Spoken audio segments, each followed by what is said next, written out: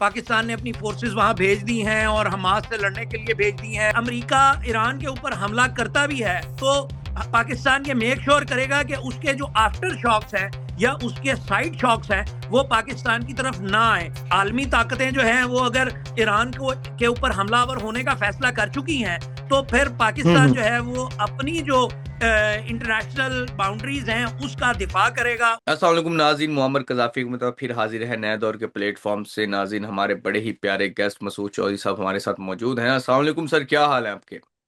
वालेकुम अस्सलाम। सर, ये सबसे पहले तो दो तीन टॉपिक्स पे बात करेंगे। एक, भारत में एक और तैयारा गिरकर तबाह हुआ है। उसके अलावा डोनाल्ड ट्रंप ने एक बहुत बड़ा बहरी बेड़ा जो मशीक वस्ता की तरफ रवाना कर दिया है। इस तरह और एक और खबर, इन तमाम खबरों पे हम मसूद चौधरी से बात करेंगे। सर, सबसे पहले तो बताएं, ये जो तैयारा हादसा हुआ है भारत में, क्या कौन कौन थे इसमें और ये किस तरह हादसा पेश आया?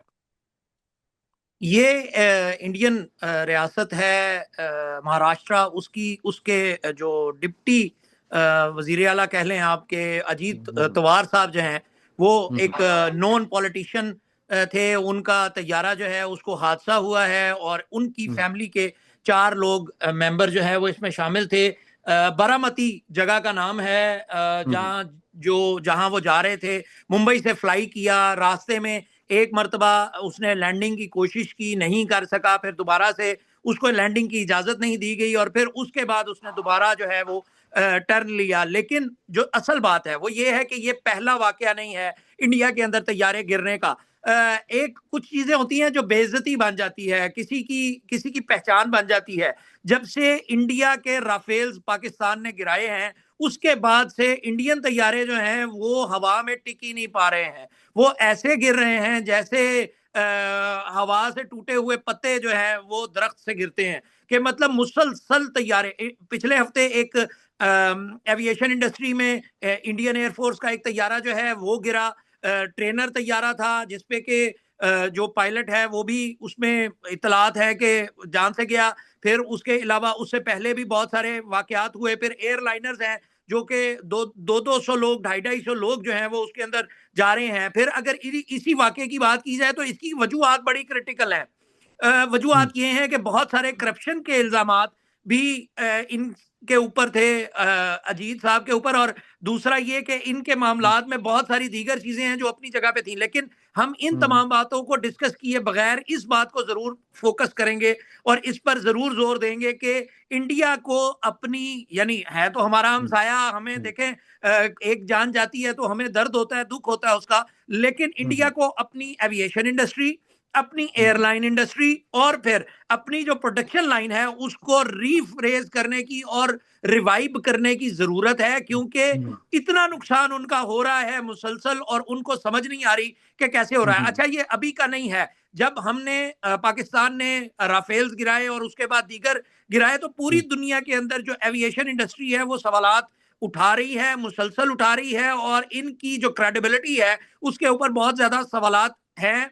और इसी वजह से जो तेजाज है उसके भी जो ऑर्डर्स हैं वो कैंसिल हो चुके हैं इंटरनेशनली। और फिर दूसरी जानिब JF-17 थंडर जो है उसके ऊपर हम्म। एतमाद है इंटरनेशनल दुनिया का, जिसकी वजह से उसकी सेल में इजाफा हो रहा है। तो अगर हम्म। हमसायों के पास सीखने की कोई जरूरत है या अपने मसाइल को हल करने की जरूरत है या दीगर चीजें करने की जरूरत है तो पाकिस्तान इज ऑलवेज अवेलेबल जी।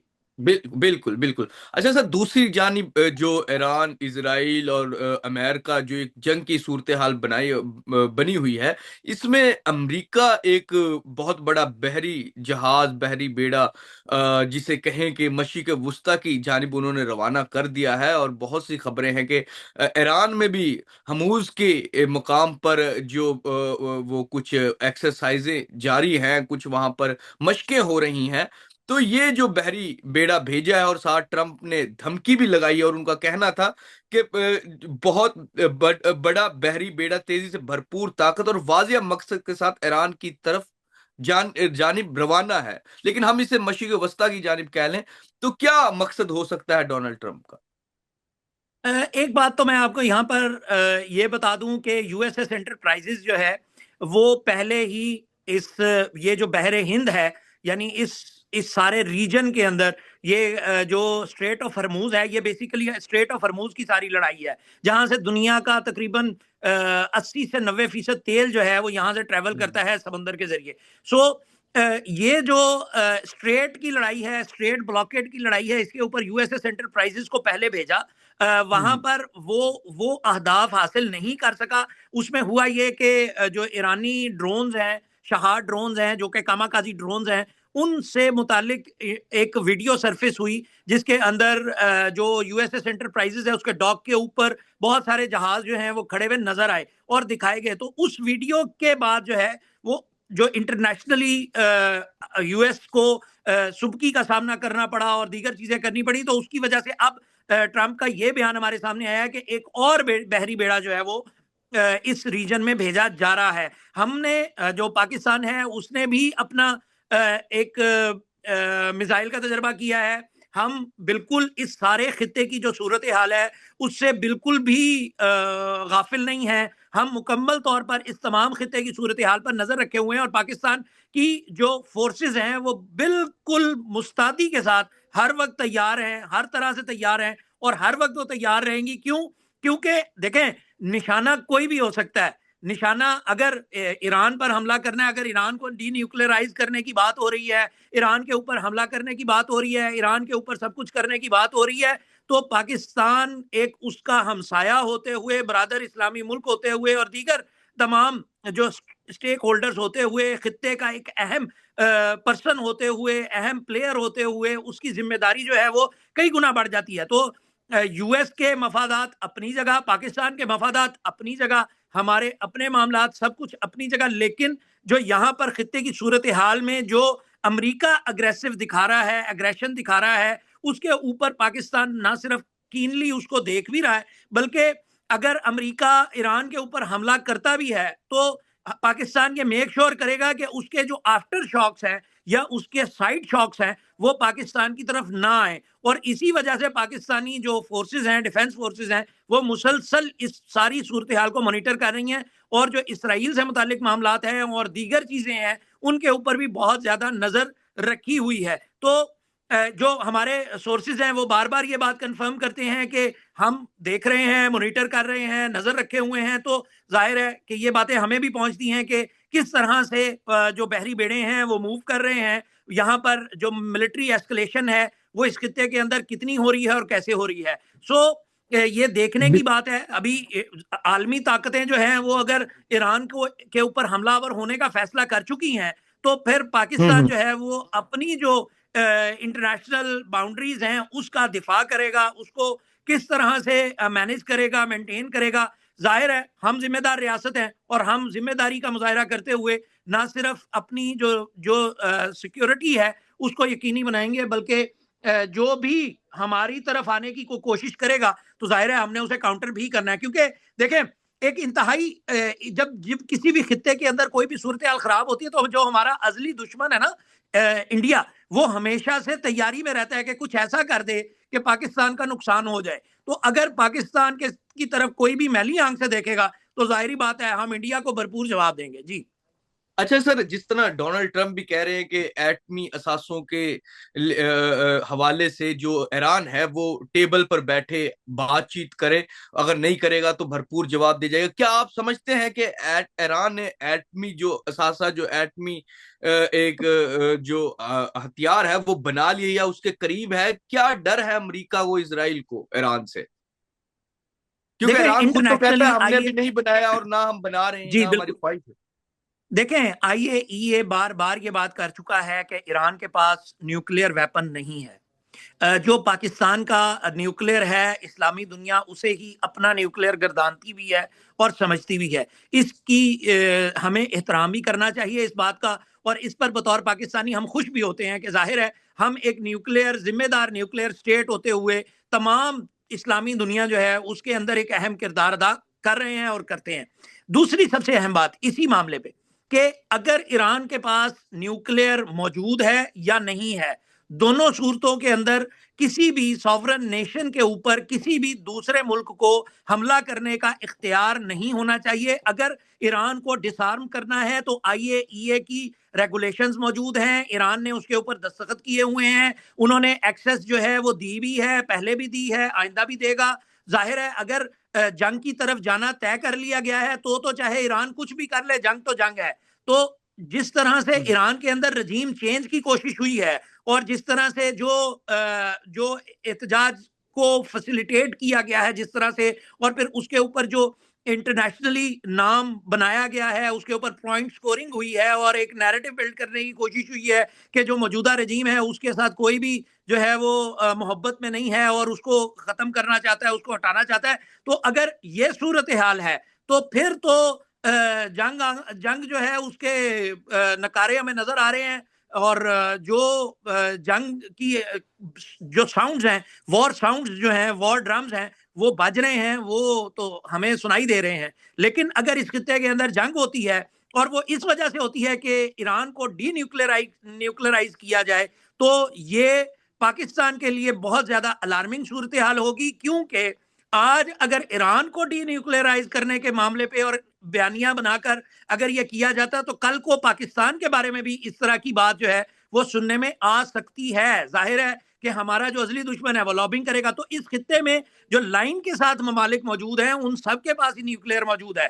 तो जब अगर आप इस तरह जो फायर के साथ खेलेंगे, फर्ज करें एक मिनट के लिए दुनिया ये सोचे कि फर्ज करते हैं कि ईरान के पास न्यूक्लियर अफजूदगी की ताकत मौजूद है और वो कोई ऐसा एक्शन कर देता है उसके नतीजे में जो जो कि दुनिया के सामने आता है और वो ऐलान कर देता है कि जी हम न्यूक्लियर पावर है, और वो कहीं पर बम मार के ही जो है वो ऐलान करता है। तो फिर उस सूरत हाल के अंदर दुनिया जो है वो कहां पर खड़ी होगी। तो अगर इस तरह की सूरत हाल का सामना इंसानियत को और ह्यूमैनिटी को करना पड़ता है तो फिर किस नौयत के सूरत हाल जो है वो हमारे सामने होगी। ये इंसानियत को सोचना चाहिए, तमाम इंटरनेशनल स्टेक होल्डर्स को सोचना चाहिए। ठीक है, किसी का किसी का शौक हो सकता है, किसी का ख्वाब हो सकता है, किसी की अपनी दुश्मनी हो सकती है, लेकिन पूरी इंसानियत को और खास तौर पर इस पूरे खित्ते को जंग में झोंक देना सिर्फ इस वजह से कि आपको कोई खौफ है। तो इराक के अंदर भी वेपन्स ऑफ मास डिस्ट्रक्शन तो बाद में नहीं मिले, तो यहां भी अगर बाद में न्यूक्लियर ना निकला और उससे ज्यादा बम जो है,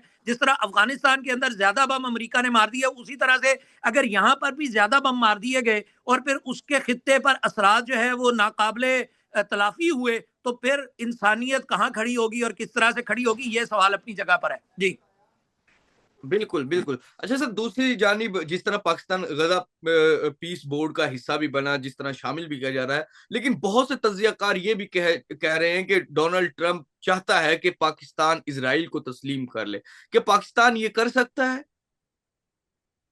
देखिए, सबसे पहली बात तो ये है कि हमें रूमर्स यानी जो क्यास आ रही हैं उनके दरमियान और फैक्ट्स के दरमियान में फर्क करने की जरूरत है। बहुत सारे लोग ये कह रहे हैं कि पाकिस्तान ने अपनी फोर्सेस वहां भेज दी हैं और हमास से लड़ने के लिए भेज दी हैं और इस तरह हो गया है और इसराइल के साथ लड़े हैं और इस तरह की बातें, ये सब फेक न्यूज है। बहुत सारी ऐसी फेक न्यूज है जो इस वक्त मार्केट के अंदर चल रही है और सिर्फ पॉइंट स्कोरिंग के लिए हो रही है। मैं अर्ज ये करना चाहता हूं कि पाकिस्तान एक जिम्मेदार रियासत है। इसराइल को के ऊपर पाकिस्तान का एक तारीखी स्टांस है। पाकिस्तान उस स्टांस से आज तक 1 इंच भी नहीं पीछे हटा है और अवाम को, पाकिस्तान को, तमाम हलकों को ये बात यकीन रखनी चाहिए कि पाकिस्तान उस एक जो पॉइंट है, वो नुक्ता है जहां से पाकिस्तान पीछे नहीं हट सकता, उसके ऊपर आज भी कायम है और पहले भी कायम है। और उसके ऊपर DGISPR खुद क्लेरिफाई कर चुके हैं कि हम इस तरह का कोई काम नहीं करना चाह रहे। हुकूमत बार बार ये बात कर रही है, लेकिन बार बार जब भी कोई बात होती है तो उस वक्त ये नुक्ता जो है उसको सामने ले आया जाता है। जहां तक गजा पीस बोर्ड की बात है तो उसके अंदर इसराइल उसका मेंबर नहीं है, लेकिन वो जो कुछ भी है, वो जो भी मामलात हैं, वो तमाम के ऊपर जितनी भी गुफ्तगू ISPR की तरफ से की गई या फॉरेन ऑफिस की तरफ से की गई या पाकिस्तान के वजारत खारजा पर की गई, की जानिब से की गई, वो ही वो गुफ्तगू है, वही वो बात है जिसके ऊपर हमें सबको एतबार करना चाहिए। और हमें इन मामलात के ऊपर, चूंकि ये नाजुक मामलात हैं, इनके ऊपर हुकूमत के ऊपर एतबार करते हुए रियासत पाकिस्तान का जो मौकफ है हमें उसी के साथ खड़े होना चाहिए और क़यास आराइयों के ऊपर कान नहीं धरने चाहिए।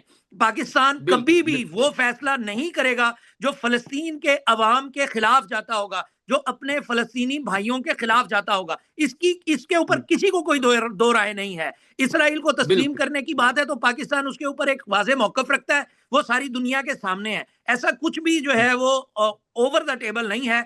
हाँ, माजी के अंदर भी, अब भी, पहले भी, माजी बईद में भी और फिर अब मुस्तकबिल करीब में भी आने वाले दिनों में हम ये बातें जरूर सुनते रहेंगे लोगों की तरफ से, लेकिन उनके अंदर वो पॉइंट स्कोरिंग की तरफ जरूर होंगी या पॉइंट स्कोरिंग की बात जरूर होगी, लेकिन उसका जमीनी हकाइक से मेरा नहीं ख्याल के कोई ताल्लुक होगा। बिल्कुल, बिल्कुल नाज़रीन, जिस तरह के मसूद चौधरी साहब हमारे साथ मौजूद थे और जिस तरह जो हादसा इंडिया में हुआ उसके हवाले से, और डोनाल्ड ट्रंप और मौजूदा जो फ़लस्तीन और पाकिस्तान की और इज़राइल जो कुछ कर रहा है, इस तमाम पे बड़ी अहम गुफ्तगू की है। उम्मीद है कि आप सबको ये जो शो है पसंद आएगा। फ़िलहाल के लिए नाज़रीन, नया दौर से मोहम्मद कज़ाफ़ी को और मसूद चौधरी को इजाज़त दीजिए। खुदा हाफ़िज़।